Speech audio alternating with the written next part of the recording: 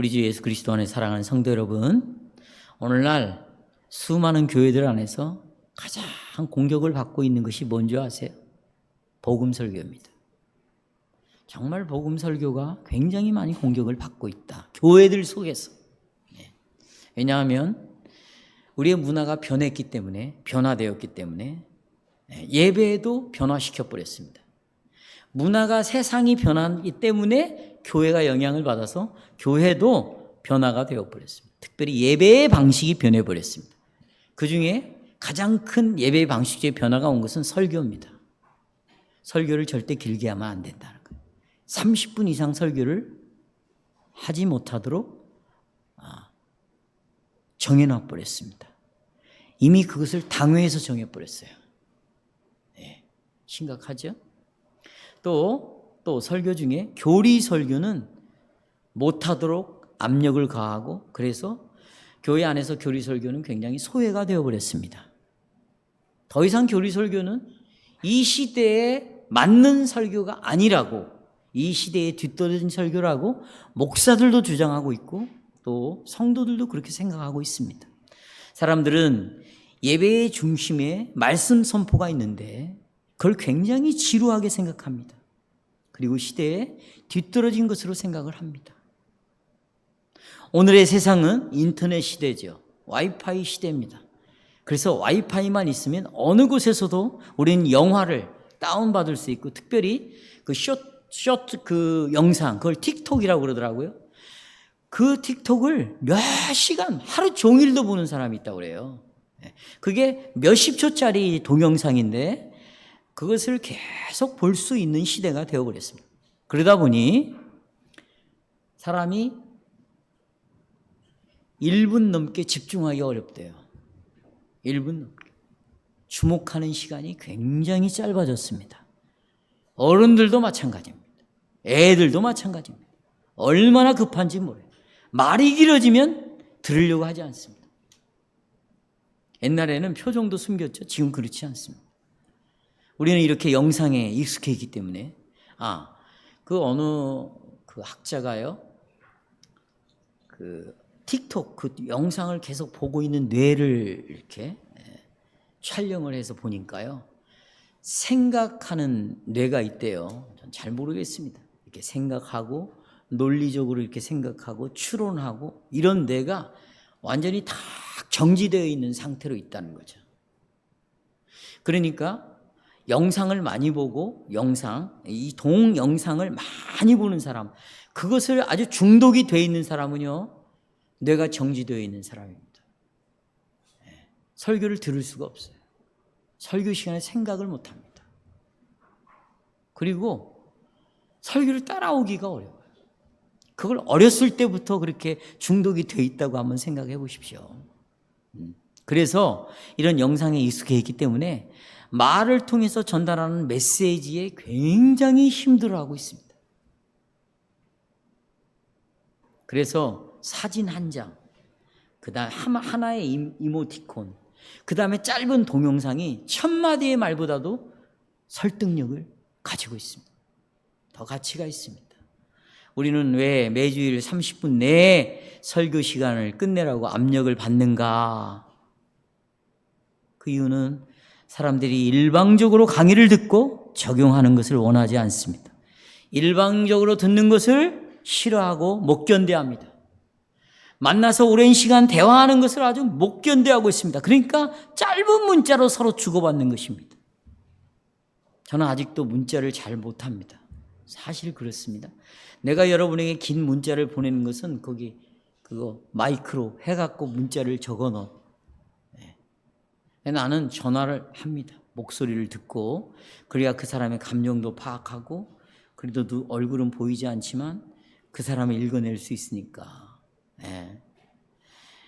이렇게 이런 문자로 대화하기를 원하고, 그렇습니다. 만일 우리 문화 가운데 일어나는 이런 모든 변화를 우리가 알고 있다면 여러분이 왜 이 설교가 공격받고 있는가를 금방 이해하실 것입니다. 과거의 문화는 듣는 문화였습니다. 듣는 문화. 그러나 지금은 보는 문화입니다. 그래서 학교에서도 일방적으로 선생님이 말하고 아이들이 듣는 것은 그 사람은 시대에 굉장히 뒤떨어진 교사이죠. 학습 능력을 가지고 있는, 교육 능력을 가지고 있는 교사가 아닙니다. 아마 그런 교사들은 퇴출될 것이에요. 그래서 교육부에서도 계속해서 듣는 문화가 아닌 보는 문화에 합당한 여러 가지 자료들을, 그리고 그런 기기들을 공급해주고 그런 자료를 공급해서 끊임없이 눈으로 보고 확인할 수 있는 이런 교육 시스템을 만들어가고 있습니다. 교재는 귀보다, 듣는 것보다 눈을 통해서 이루어집니다. 하지만 분명히 오늘 제25주일은 이런 영상, 사진, 이런 스크린, 이런 것들을 허용하지 않는 성경적인 진리에 대해서 말합니다. 성경적인 진리는 이런 것들을 허용하지 않습니다. 오늘 제25주일은 하나님께서 우리에게 은혜를 주시는데 어떤 방법으로, 어떤 방편으로 우리에게 은혜를 주시는가? 과연 영상인가, 사진인가, 스크린인가, 어떤 방법으로 우리에게 은혜를 주시는가? 이것을 우리에게 말해주고 있습니다. 간단합니다. 성령께서는 복음 설교에 의하여 믿음을 일으키십니다. 아주 간단합니다. 복음 설교에 의하여 믿음을 일으킵니다. 그러니 믿음이 생기려면 하나님의 말씀을, 선포되는 하나님의 말씀을 뭐 해야 돼요? 들어야 합니다. 들어야 합니다. 왜냐하면 이 말씀은 하나님께서 성령을 통해서 우리의 삶을 변화시키는 유일한 방법입니다.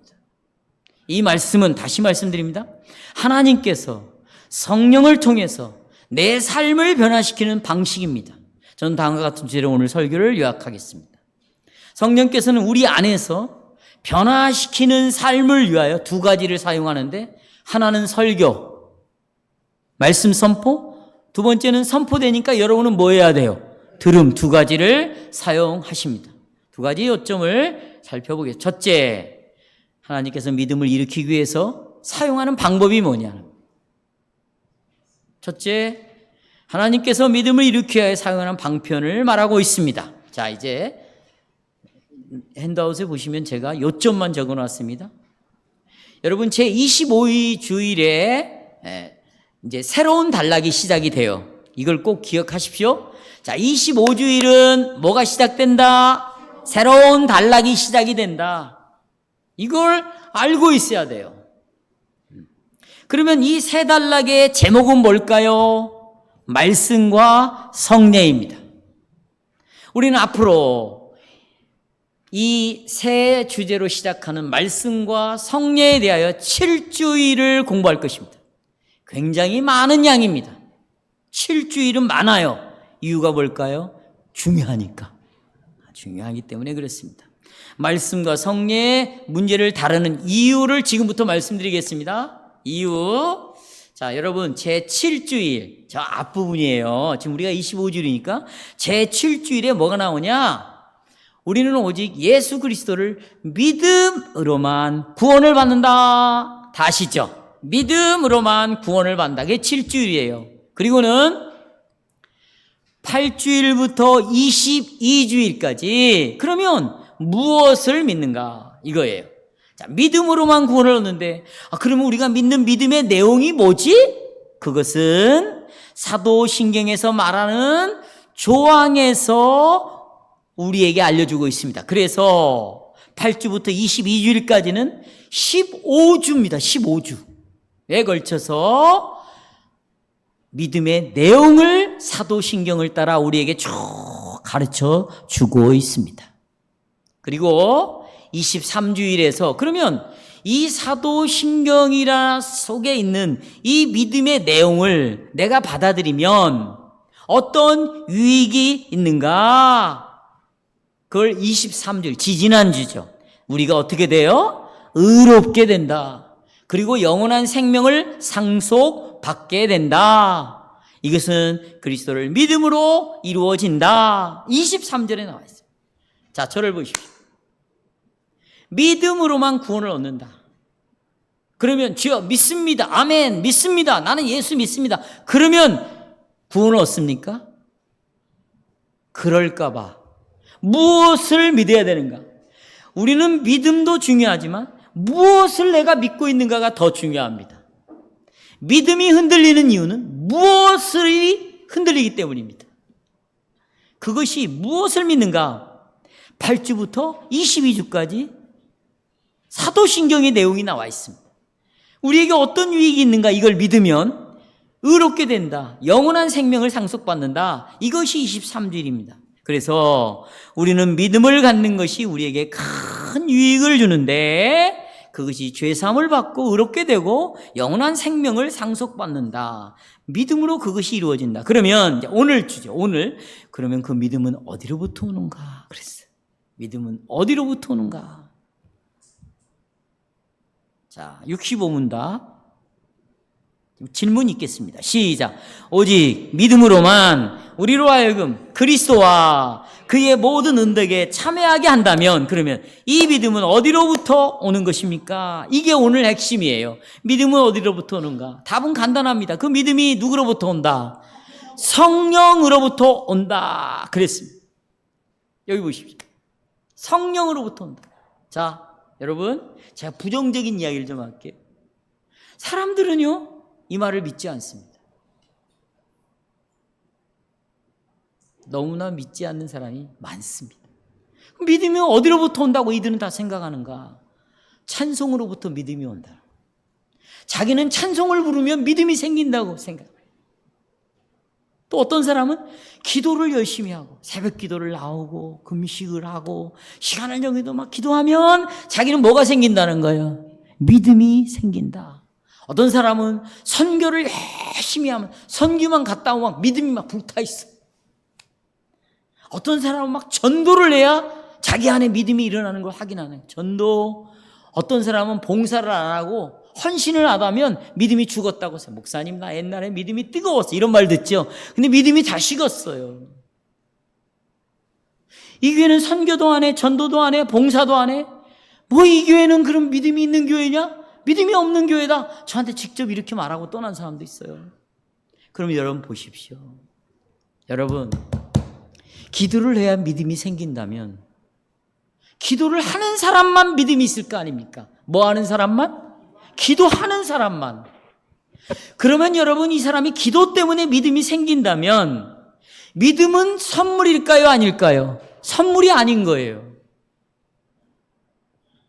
기도하기 때문에 믿음이 생기는 거예요. 선교하기 때문에 믿음이 생기는 거예요.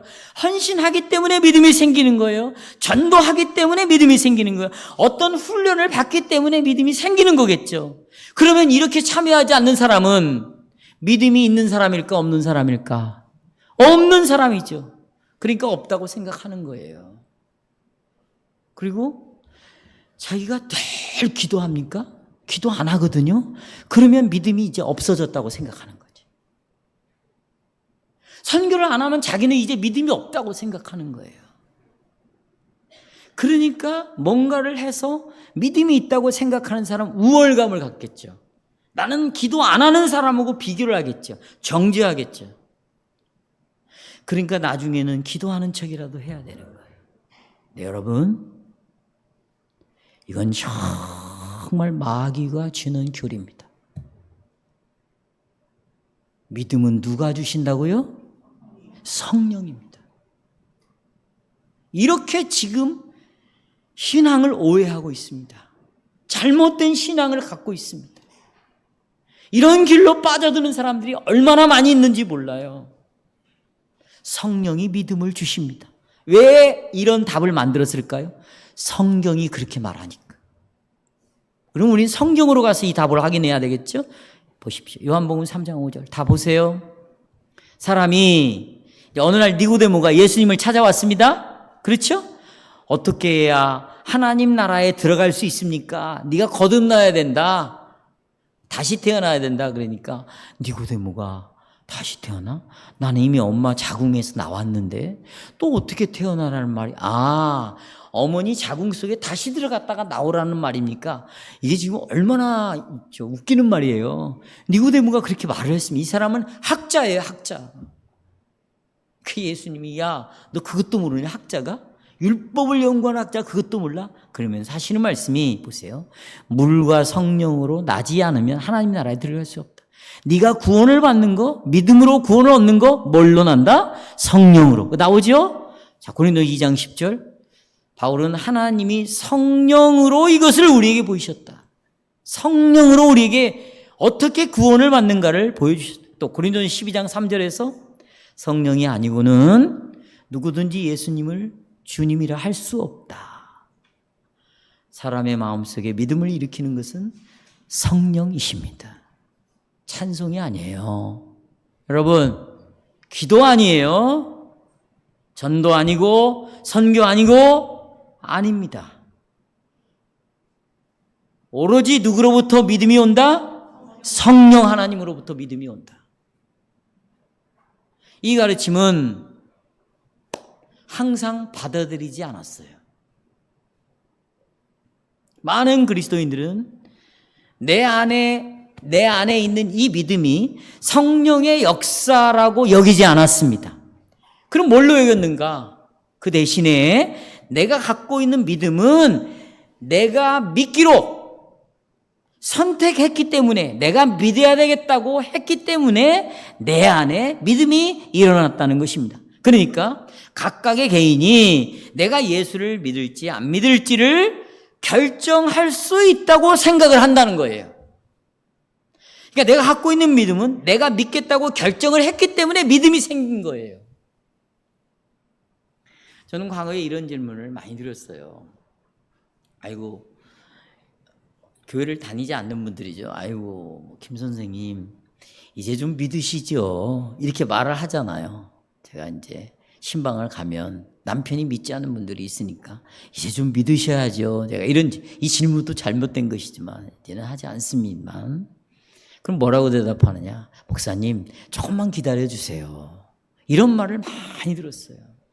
교회 안에서도 아우 집사님 이제는 교사하셔야죠. 봉사 좀 하세요. 목사님 조금만 기다려주세요. 이게 지금 무슨 말이냐면 조금만 기다려주세요. 그 말은 내가 믿기로 결정할 때 나가겠다는 겁니다. 내가 교사를 하겠다고 결정할 때, 하고 싶을 때 내가 교사가 되겠다는 것입니다. 아유, 주일학교 좀, 중고등 조금만 기다려주세요. 이게 아주, 여러분 보십시오. 그러니까 내가 할지 안 할지는 내가 결정하겠다는 거예요. 내가 믿을지 안 믿을지는 내가 하겠다는 거예요. 그런데 우리의 성경은, 신앙 고백은 이 믿음을 주시는 분이 누구라는 거예요? 성령이시라는 것입니다. 그래서 성령이 믿음을 주신다는 것을 사람들은 받아들이려고 하지 않아요. 이것을 도르트 신경에서 말하고 있어요. 도르트 신경 3장 4장 11절 제목이 뭐냐면 하나님께서 회심을 일으키는 방법에 나옵니다. 여러분 주의 깊게 보십시오. 11조 이렇게 말합니다. 하나님께서 성령에 의해서 우리의 지성에 능력 있게 비추어줘. 그들이 하나님의 일을, 그러니까 우리를 구원하시는 그 놀라운 일을 올바르게 이해시켜주고, 아, 이것이 옳은 거구나 분별할 수 있도록 성령이 돌봐주신대요. 또 중생하게 하시는 동일한 성령의 효력 있는 사역에 의해서 중생 거듭나는 걸 성령이 하시는데, 그 성령의 역사에 의해서 하나님께서는 사람의 가장 깊은 곳에 성령이 오셔서 침투하신다는 거예요. 그래서 어떤 일이 벌어지냐? 다친 마음을 여신대요. 굳어진 마음을 부드럽게 해준대요. 할례받지 못한 마음을 할례로 베푸시오. 그의 의지에 새로운 자질, 예수 믿을 수 있는 마음을 여러분 일으킨다예요? 주입이에요? 주입해버리는 거예요. 또 14조 보겠습니다. 제목이 믿음이 하나님의 선물이 되는 방식입니다. 그러므로 믿음은 하나님의 선물이에요. 만약에 내가 기도함으로 믿음이 생겼다라고 말하면 믿음은 선물입니까? 아닙니까? 선물이 될 수가 없는 거예요. 왜냐하면, 왜 선물이냐? 왜냐하면 믿음은 하나님께 단순히 사람의 자유의지에 제공해 주는 것이 아니에요. 내가 믿어야 되겠다, 안 믿어야 되겠다, 이런 것에 믿음을 제공해 주는 것이 아니다. 참으로 사람에게 주어져서 사람 속에 믿음이 스며들어 주입이 됐다는 거예요. 내 의지와는 상관이 없어요. 그러니까 내가 믿고 싶다 안 믿고 싶다 그게 아니고 어느 날 믿어지는 거. 왜 보니까 믿음이 쓱 들어왔어요. 주입이 됐단 말이에요. 믿음이 선물이라는 것은 오해하면 안 된다. 하나님께서 다만 믿을 능력만 주시고 그 다음에는 네가 알아서 믿음 생활을 해라. 그러니까 시작할 때 내가 믿을 때 그때 믿게 하시고 나머지는 이제 누가 알아서 해? 내 자유의지를 따라서 살아가게 하지 않으셨다. 믿음은 시작부터 하나님의 주권적으로 성령을 통해서 우리 안에 믿게 하시고 마지막 믿음까지 믿도록 어떻게 하신다? 역사하신다. 그래서 이걸 증명해 주는 말씀이 히브리서 12장 2절이에요. 여러분 혹시 이 말씀 아시죠? 믿음의 주요 그랬어요. 믿음의 주요 온전케 하신 이인 누구를 바라보자? 예수 그리스도를 바라보자. 여기 믿음의 주요라는 헬라어 단어는 믿음의 창시자요. 믿음을 만드신 분이 있어요. 창조하는 분이 있어요. 믿음의 시작이 있어요. 또 믿음을 주요 그다음에 믿음을 온전케 한다. 믿음을 온전케 한다. 그 말은 믿음을 마무리 짓는다. 이게 텔레이오테스라는 말인데 텔레이오테스 이게 믿음을 완성하는 자. 이게 주요라는 말. 믿음을 창조한 자, 시작한 자. 믿음을 갖게 하신 분, 그 다음에 믿음을 끝까지 지키게 하시는 분은 누구냐? 우리 주 예수 그리스도를 바라보라는 거예요. 그 그리스도를 여러분 보세요. 그리스도를 바라보니까 그리스도는 누구를 보내셨어요? 성령을 보내셨어요. 그래서 그 성령이 믿음을 처음부터 끝까지 이끌어 가신다. 왜 그렇게 하시면 안 되는가? 여기 봐요. 왜 그렇게 하지 않으면 안 되는가? 여러분이 죄가 끼친 영향력을 알면 그 이유를 금방 알 수 있습니다. 죄가 끼친 영향. 여러분, 죄는요, 우리의 지성을, 이 생각하는 것을 완전히 어둡게 만들었습니다.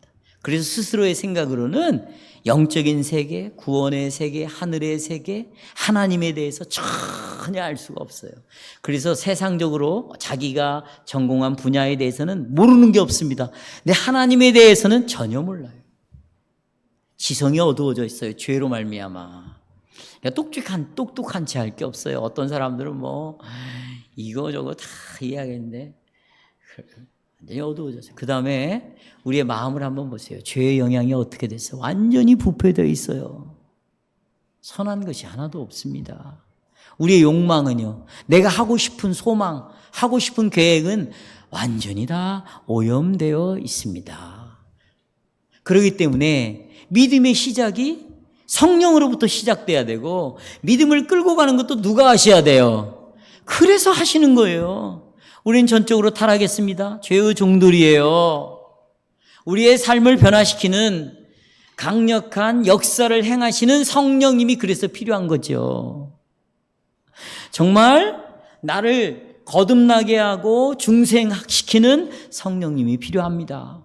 내 삶을 변화시켜서 말이죠. 죄를 끊게 하고 그리고 하나님을 참 사랑하고 계명을 지키는 삶을 살려면 반드시 성령님이 필요한 것이에요.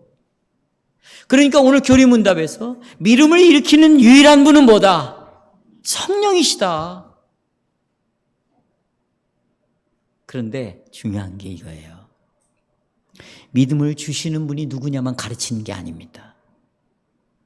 뭘 또 가르치냐? 그러면 믿음을 일으키는 방법이 뭐냐? 왜 그럴까요? 하도 인간들이요, 열이면 열이 다 자기 방법이 다 있어. 내 그리스도 대표적으로 몇 가지만 이야기하는 게 어떤 사람은 막 기도, 찬송, 전도, 선교 이런 어떤 사람은 막 그냥 봉사, 헌신. 제가 알고 있는 사람은요, 지나치게 헌신해갖고 지금도 빚을 갖고 있어요. 빚을. 근데 너무 어렵잖아요. 그러니까 어떻게 이제 빚을 못 갚으니까 교회 헌신해가지고 지금 뭐 그런 걸로 믿음이 일어나지 않다. 성령이 일으킨다. 그럼 일으키는 방법은 뭐냐? 간단합니다. 여기 교리문답 보십시오. 우리 교리문답 뭐라고 나와 있습니까? 몇 페이지죠? 2페이지? 5페이지? 각자가 또 달라요. 5페이지? 네. 네, 보십시오. 복음 설교로 뭘로요? 방법은 뭐냐? 복음 설교로 일으킵니다. 자, 베드로전서 1장 23절 찾았어요? 네. 너희가 거듭난 것이 썩어질 씨로 된 것이 아니요 썩지 아니할 씨로 됐다. 썩지 않는 씨가 뭐냐? 항상 살아있고 하나님의 살아있고 항상 있는 말씀으로 너희가 거듭났다. 첫째 예입니다. 둘째, 바울은 디모데에게 너는 어렸을 때부터 성경을 알았다 그랬습니다. 그래서 디모데후서 3장 15절에서 이렇게 말합니다. 디모데는 언제부터 알았어요? 성경을? 어렸을 때부터 성경을 들었어요. 그런데 이 성경은 보세요, 같이. 이 성경은 능히 너로 하여금 예수 그리스도 안에 있는 믿음으로 말미암아 구원에 이르는 지혜를 알게 했다. 그러니까 믿음은 성령이 주시는데 믿음을 일으키는 방법이 뭐냐? 성경을 통해서 믿음이 일어난다. 뭘 통해서요? 성경. 아까는 거듭난 것이 뭘로요? 하나님의 살아있는 뭘로요? 말씀으로입니다. 이렇게 우리는 믿음이 하나님의 말씀에 대한 지식을 요구하고 있다. 말씀에 대한 지식을 갖게 했어요. 이 말씀은 바로 성령에 의해서 말씀이 이제 우리 안에서 깨달아지는 거지. 아, 이런 뜻이구나. 이렇게 알게 하는 방식으로. 성령께서 우리 안에 믿음을 일으키는 특별히 뭐냐? 말씀 중에 복음 설교입니다. 따라서 복음 설교. 그 로마서 이제 10장을 쭉 보겠어요, 여러분. 네가 만일 다 아는 말이에요. 네 입으로 예수를 주로 입을 열어서 예수님이 나의 구주이십니다. 주님이십니다. 이렇게 말하는 것. 그 다음에 하나님께서 그를 죽은 자 가운데 살리신 것을 네 마음으로 믿으면 구원을 얻는다. 입으로 시인하고 마음으로 믿으면 뭘 받아요? 구원을 얻는다. 그 다음에 바울이 묻습니다. 그런즉 그러면 입으로 시인하고 마음으로 믿으려면 저희가 보세요. 믿지 아니하는 자를 어떻게 입으로 부를 수 있냐? 믿는다고 말할 수 있느냐? 믿음이 있어야 된다는 거예요. 또 믿음이 있으려면 들어야 되는데 듣지도 못한 일을 어떻게 내가 믿는다고 말하냐? 처음에는 말하려면 믿어야 되고 믿으려면 뭐 해야 되고 들어야 되고 들으려면 누가 있어야 돼요? 전파하는 자가 있어야 된다. 그러면서 결론으로 그러므로 믿음은 어디에서 나며 자 들음은 어떤 방식으로 들어요? 뭘로 들어요? 하나님의 말씀을 듣는 거예요. 그러면서 우리가 아까 읽었던 사도행전 보시면 자, 사도행전은 하나님께서 어떻게 어둠 가운데 있는 사람들을 불러가지고 믿음을 일으키게 하는가를 자세하게 설명을 해놨습니다. 이 복음이 여러분 안디옥에까지 전파됐거든요. 그래서 안디옥에서 복음을 막 전했더니 큰 무리가 이제 돌아왔어요. 근데 그 안디옥의 복음을 전하도록 누가? 사울과 바나바가 1년 동안 거기에서 가르쳤습니다. 예.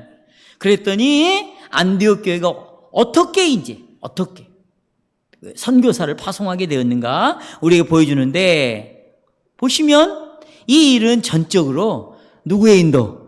성령의 인도입니다. 지도 아래 이루어졌습니다. 자, 성령을 어떻게 파송하게 되었는가? 이 선교사들을 성령님은 내가 불러 시키는 일을 위하여 바나바와 바울을 따로 세웠다는 거예요. 그리고 그들이 방문한 장소들 중 한 곳은 비시디아 안디옥이었습니다. 그리고 그곳에서 예수 그리스도에 대한 복음 설교를 열심히 했습니다. 말씀을 읽었겠죠. 그리고 구원의 메시지를 전했습니다. 그랬더니 이 복음의 말씀을 통하여서 사람들이 받아들이게 됐다. 사람들은 다음 안식일에 바울과 바나바를 초청해서 더 말해달라는 거예요. 또 들려주시오. 그래서 안식일에는 거의 온 성이 다 하나님의 말씀을 듣고자 모였습니다. 다 모였어요. 그런데 그 중에 유대인들의 반응이 뭔가? 거기 나오죠? 유대인의 반응. 시기가 가득해서 바울이 말한 것을 비방했습니다. 그랬더니 바울이 담대하게 그들에게 대답하기를, 사도행전 13장 46절 보십시오. 하나님의 말씀을 마땅히 먼저 너희에게, 유대인들이니까 너희들에게 먼저 전했다. 그런데 너희가 그것을, 복음을 버려버렸다. 영생 얻음에 합당치 않게 여겼다. 그러니 하나님은 우리를 이제 어디로 이동하는 거예요? 이방인에게로. 그것이 이사야 49장 6절에 나오는 말씀이다. 주께서 이같이 우리를 명하시되 내가 너를 이방의 빛을 삼아 너로 땅 끝까지 구원하게 하리라 하셨느니라 라고 사도 바울이 대답을 했습니다. 자, 그런데 반대로 이방인들의 반응은 뭐냐? 사도행전 13장 48절에 보면 이방인들이 듣고 기뻐하여 다 복음을 듣는데요, 마음이 막 기쁨으로 받았어요. 그리고 하나님의 말씀을 찬송하며 영생을 주기로 작정한 데들은 다 뭐했다? 자, 이 말씀을 잠시 생각해 보세요. 여러분, 복음 설교를 어떻게 받아들였어요? 기쁨으로 받아들였어요. 오늘도 여러분 이런 말씀을 들으면 정말 기쁨으로 받아들여야지. 왜?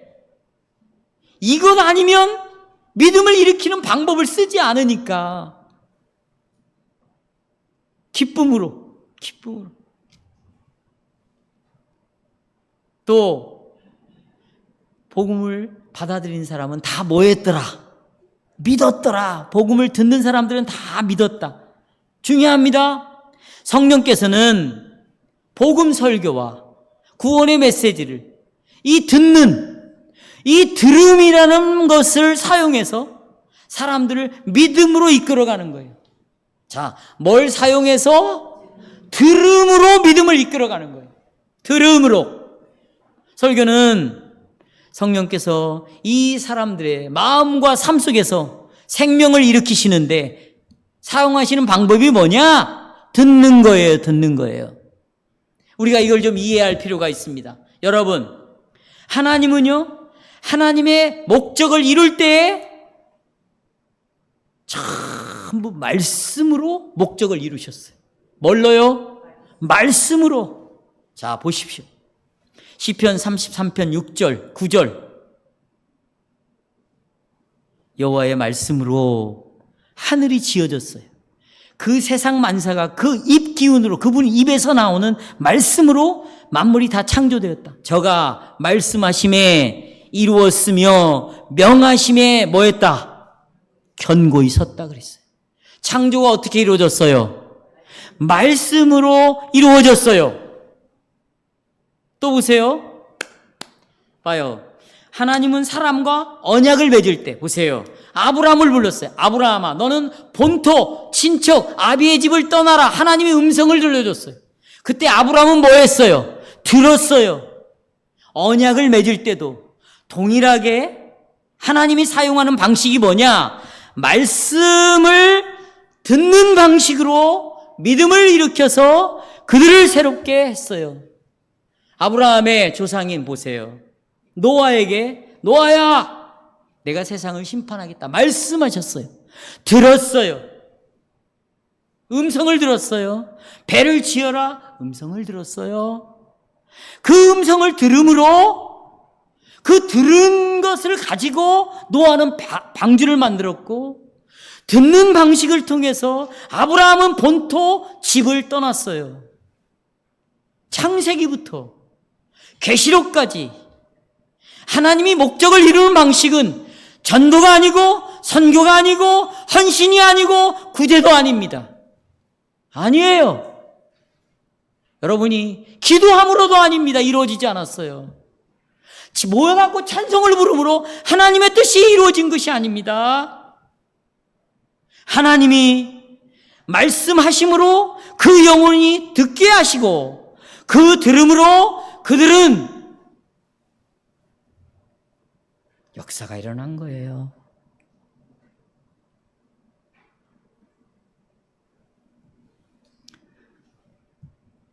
하나님께서는 이스라엘 백성들을 모아놓고 예배를 드리래요. 예배를. 제사를 드리라는 거죠. 근데 그 제사의 중심에 뭘 뒀는가? 하나님의 말씀을 듣는 거예요. 이게 정말 충격적인 사건이었어요. 왜냐하면 이스라엘을 제외한 주변의 이방 나라들은 전부 형상을 만들었거든요. 모양을 만들었어요. 그들은 그 우상 덩어리를 돌로 만들고 나무로 만들고 금으로 만들고 은으로 만들고 그걸 눈으로 봄으로 그들은 신앙생활을 했거든요. 그런데 유일하게 이스라엘 백성들만 살아계신 하나님으로부터 말씀을 먹게 어떻게 함으로? 들음으로 신앙생활을 하게 했어요. 예배를 드리게 하고 하나님을 섬기게 했어요. 그래서 이스라엘 백성들의 신앙 고백이 뭡니까? 신명기 6장 4절 아닙니까? 쉐마, 보세요. 이스라엘아 쉐마, 들으라. 하나님 여호와는 오직 몇 분이다? 하나인 여호와다. 마음을 다하고 성품을 다하고 뜻을 다하여 여호와를 사랑하라. 여기서 보세요. 자, 들으라 라는 말씀에 주목하십시오. 이스라엘은 들어야 했어요. 하나님께서 자기 백성을 알리신 방식은 여기다가 동영상을 틀어주는 게 아니에요. 사진을 보여주는 게 아닙니다. 네? 여러분, 이렇게 생각해 보니, 이게 말씀을 근거로 보니 정말 우리가 얼마나 기독교를 지금 오해하고 있는 거 아시겠죠?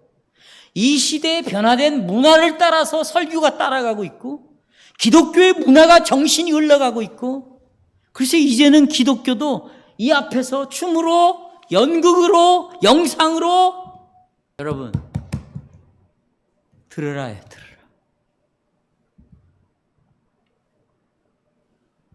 이 동일한 사건은 보십시오. 저한테 새 언약 시대에도 동일해요. 예수님이 오셨잖아요. 누가 오셨어요? 제가 구약을 지금 역사에 얘기했습니다. 예수님이 여러분이 아시는 대로 요한복음 1장에 1절에 태초에 뭐가 계시니라, 그겁니다. 이 말씀이 하나님과 함께 하셨으니 이 말씀은 누구예요? 하나님이에요. 그리고 이어서 뒤에 이 말씀이 육신의 몸으로 오셨다는 거예요. 그래서 그분은 우리에게 계속 복음을 설교했어요. 복음을 가르쳤어요. 전파하고 가르쳤어요. 그리고 듣게 했어요. 그리고 당신이 전파하는 설교, 그리고 들은 이 말씀을 확증, 분명하게 하기 위해서 행동으로 보여줬어요. 귀신을 쫓아낸 거죠. 병을 고쳐준 거예요. 역사를 일으킨 거예요. 안진뱅이를 이렇게 세운 거예요. 여러분, 바다를 잠잠케 한 겁니다. 무화과나무를 시들어버려 죽게 해버린 거죠. 이건 뭐냐? 당신이 하신 이 복음 설교가 진리다. 그것을 행동으로 다 보여주신 거예요. 결국 예수님이 행하신 일은 전부 당신이 가르치는 말씀을 너희가 듣고 있는데 그것이 실제로 일어날 것이라는 거예요.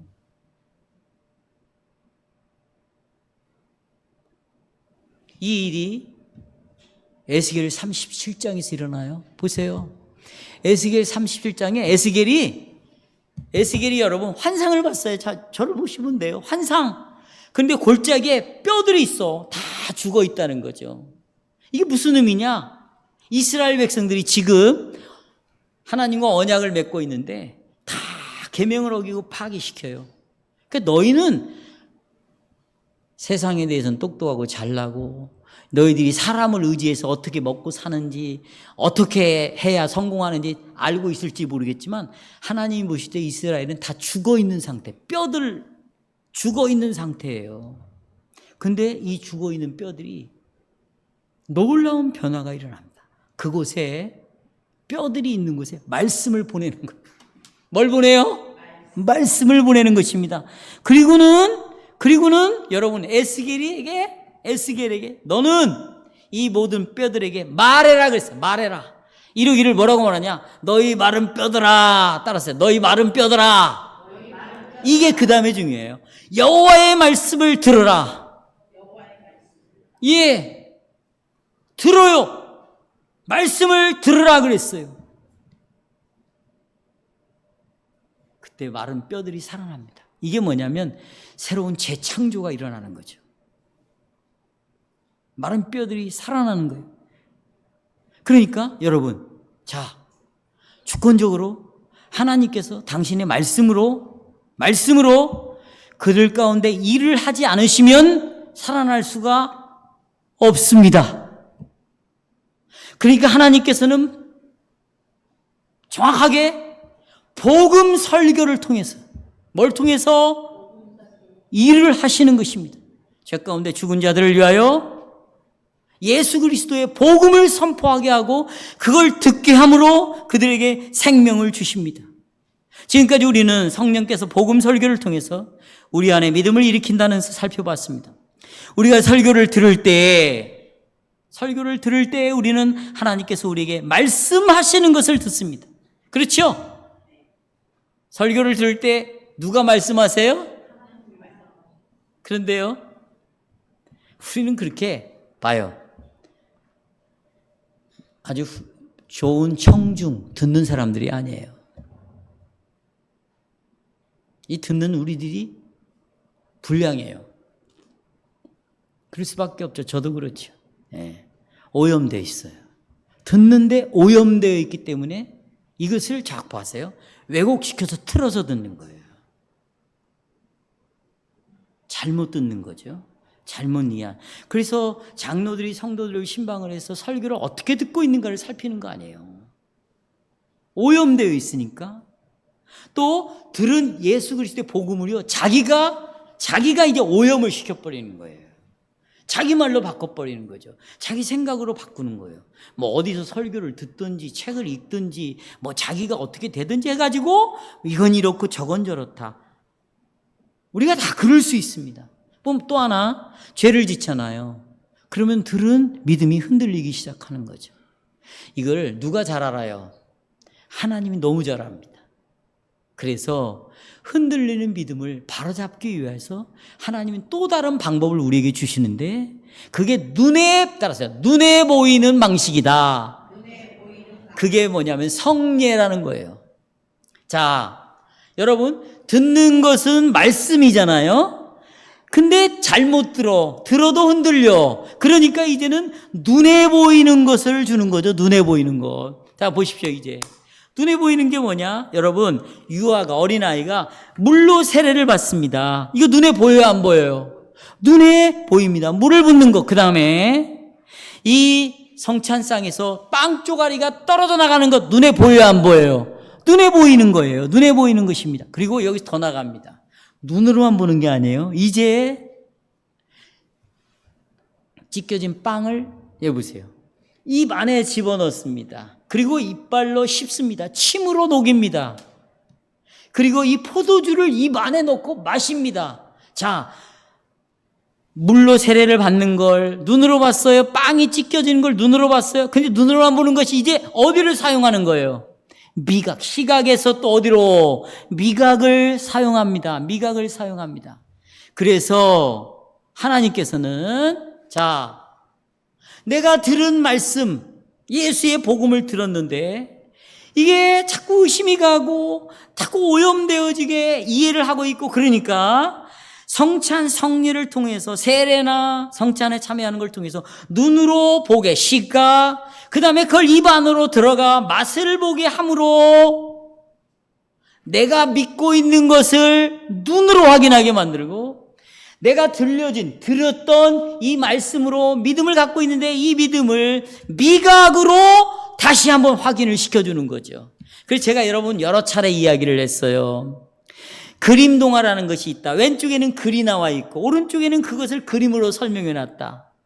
글이 이해가 안 되고 글을 잘못 이해하면 그림으로 설명해서 금방 이해하게 만든다. 왜? 그것이 바로 아이가 아직 이해를 못하니까 그것이 바로 또 다른 방식으로 우리에게 믿음을 일으키고 강화시키는 성령님의 방법이다. 그것이 바로 성례이다. 그래서 여러분 보십시오. 이제 물을 봅니다. 물이 눈에 보여요. 근데 물로 우리를 세례를 줄 때 이건 쉬워요. 물은 우리를 깨끗게 하는 거야. 여러분 오늘 다 아침에 씻고 오셨잖아요. 그런 것처럼 어려운 부분을 소개하는 거예요. 쉬운 걸 가지고 어려운 거. 이런 것처럼 예수의 피가 우리를 어떻게 한다? 깨끗게 한다. 너희들이 지금 성찬 때 먹었던 그 빵이 뭐냐? 빵을 먹어야 생명이 유지되지, 심장이 쿵쾅쿵쾅 뛰지. 안 먹으면 죽어. 영적인 세계도 그렇단다.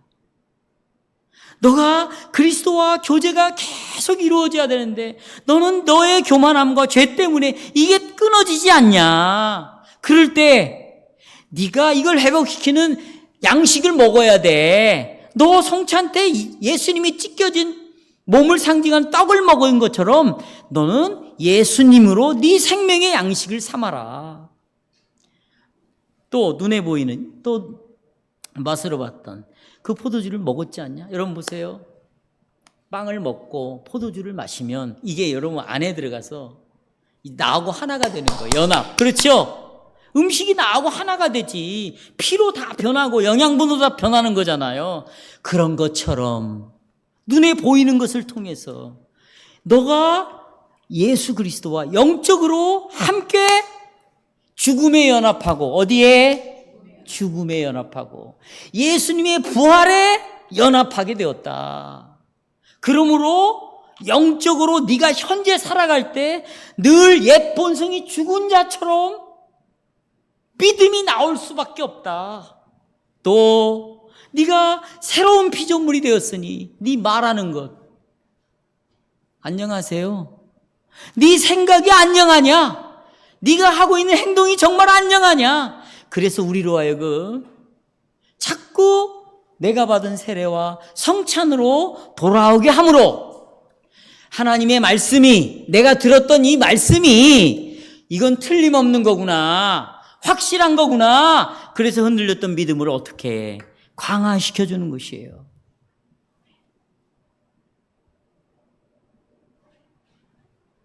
그렇습니다. 성례와 말씀은 우리에게 믿음을 일으키는, 성령의 믿음을 일으키는 방법이고 나라의 믿음을 강화시키는 것입니다. 둘째로 하나님의 백성들이 들어야 하는 메시지가 뭔가? 성령께서, 여러분 이제 제가 좀 빨리 드릴게요. 저를 한번 집중해 보시겠습니까?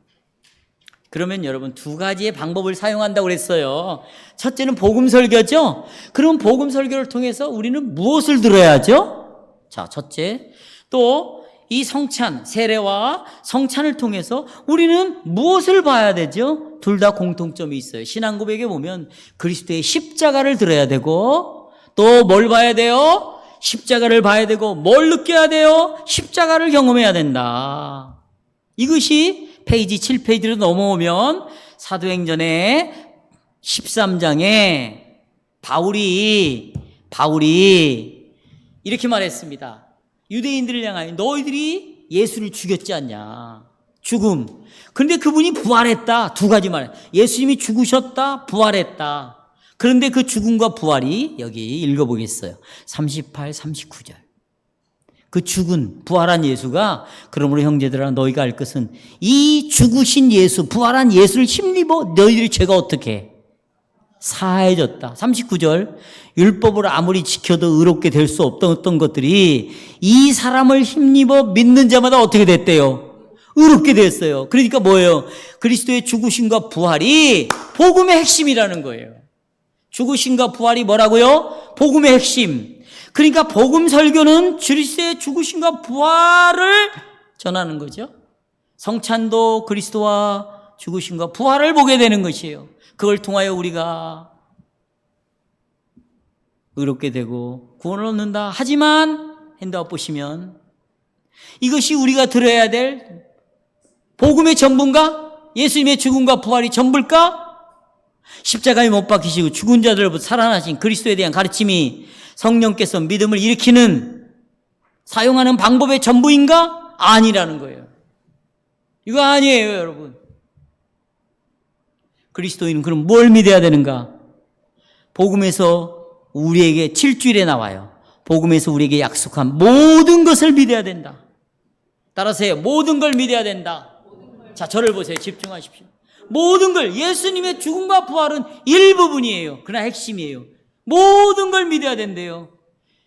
모든 것이 뭡니까? 전능하사 뭘 만드셨고 천지를 창조하셨고 지금도 섭리로 창조한 모든 피조물들을 하나님의 섭리로 어떻게 보호 뭐 하시고 보존하시고 그랬어요.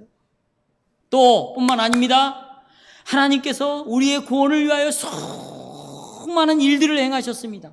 창조부터 시작해서 많은 일들을 행하신 그 행하신 일들, 그리고 그 속에서 나타나는 하나님의 놀라운 은혜들, 그리고 하나님의 하신 일과 은혜를 바라볼 때 우리 안에 믿음의 반응들이 어떻게 일어나야 되는가, 어떻게 순종해야 되는가, 어떻게 거룩한 삶을 살아야 되는가, 어떻게 끝까지 이 바다에서 나온 짐승과 싸워 이겨야 되는가, 이런 전체의 내용을 포함한 내용을 복음을 들어야 된다는 거예요. 아멘. 자, 그것이 어디에 되어 있냐? 사도신경에. 그래서 디모데후서 1장 13, 14절에서 이렇게 말합니다. 너는 그리스도 예수 안에 있는 믿음과 사랑으로서 내게 들은 바른 말을 본받아 지켜. 여기 내게 들은 바른 말이 뭐예요? 내가 너희 지금까지 전체의 복음 모두를 전했지 않냐.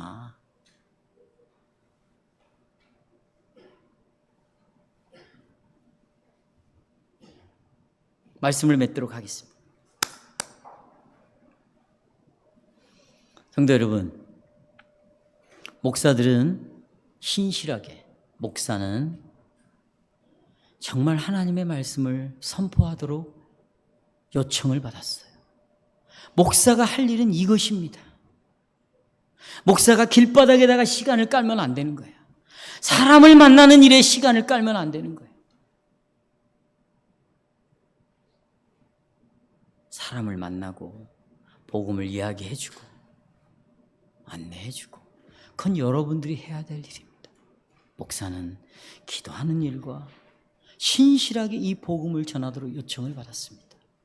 목사들은 그래서 하나님의 말씀을 매우 주의 깊게 그 말씀을 회중에게 전해야 됩니다. 그래서 이 설교를 듣는 회중은 이 말씀을 들음으로 확신하게 하는, 확신을 갖게 해주도록 해야 됩니다.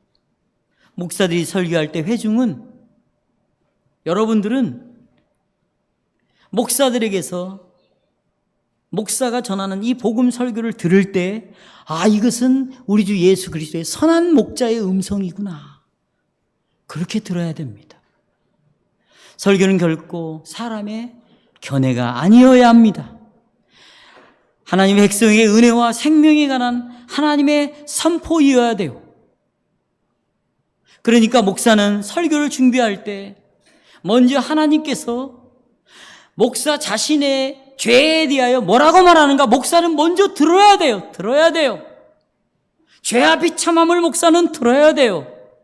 그리고 목사에게서 어떻게 구원을 하셨는가를 들어야 됩니다. 그리고 목사가 감사함으로 살아가는 방식이 무엇인가 들어야 돼요. 그래야 목사의 설교 속에서 죄와 비참함을 들려줄 수 있고, 어떻게 여기서 구원을 얻을 수 있는가를 들려줄 수 있고, 어떻게 감사함으로 목숨을 걸고 마음을 다하고 성품을 다하고 뜻을 다하여 이 계명 앞에 인생을 바치고 살아가는가를 증거할 수 있는 것이에요. 설교는 타협이 아니에요. 설득도 아니고, 여러분하고 대화하는 것이 아니에요. 설교는 선포인 거예요.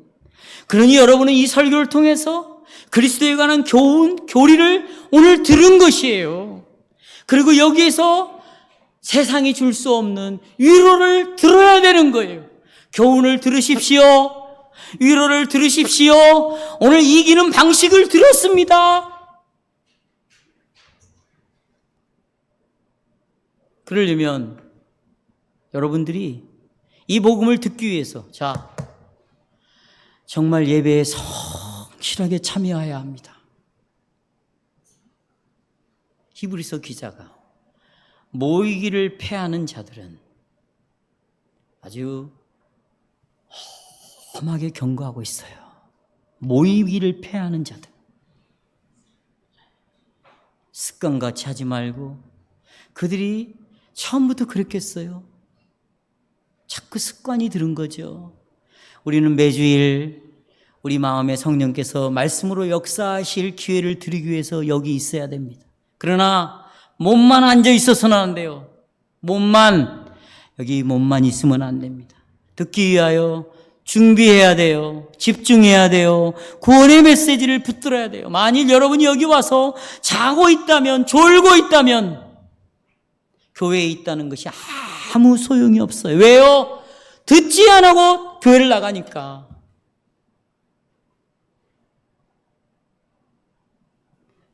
설교하는 동안 여러분의 생각이 방황하고 있다면, 어떤 상상에 빠져 있다면 설교는 아무런 도움이 안 될 것입니다.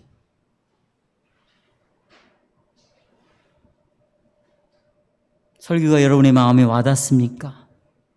들립니까? 듣고 있습니까? 여러분의 삶에 영향을 미칩니까? 정말 그렇게 해도 변화되지 않는 데가 강력하게 나를 변화시키는, 마른 뼈들이 살아나는, 정말 그렇게 성령이 일하고 계심을, 그리고 여러분이 그리스도에게로 돌아오는데 이 말씀이 도움이 되십니까? 여러분의 삶을 소생시키기 위해서 설교를 하나님께서 사용하고 계십니까? 목자의 음성을 들으십시오. 그러면 그때부터 주님이 푸른 초장으로 인도하시고, 여러분, 세상이 감당할 수 없을 만큼의, 정말 하나님이 영광을 받으실 만큼의 좋은 나무에서 좋은 열매들이 맺힐 것이고, 그 열매를 보고 사람들이 주께로 돌아올 것입니다.